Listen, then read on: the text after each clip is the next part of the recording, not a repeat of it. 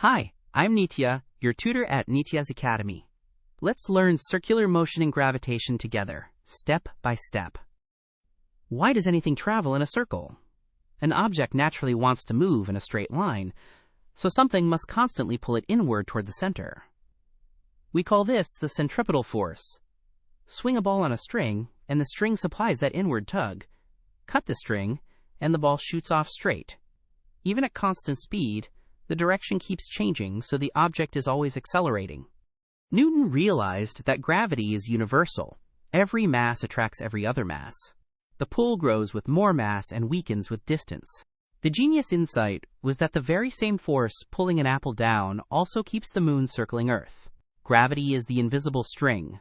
It provides exactly the centripetal force needed to bend a planet's straight-line motion into a graceful, never-ending orbit.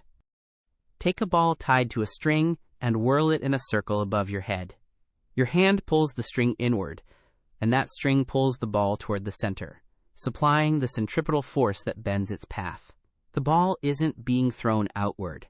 It just feels that way. Release the string and the ball flies off in a perfectly straight line, exactly as inertia predicts. Now scale this up to the moon. At every instant the moon tries to fly off in a straight line, but Earth's gravity tugs it inward. Forward motion plus inward pull blend into a curved orbit. In a real sense, the moon is endlessly falling toward Earth yet always missing, because it keeps moving sideways.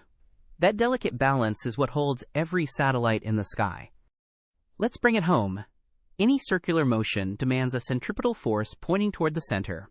Remove it, and objects escape in straight lines. Gravity is the universal attraction between all masses, stronger with mass and weaker with distance. For moons and planets, gravity is precisely the centripetal force that sustains their orbits. From a whirling ball to the moon, the physics is identical.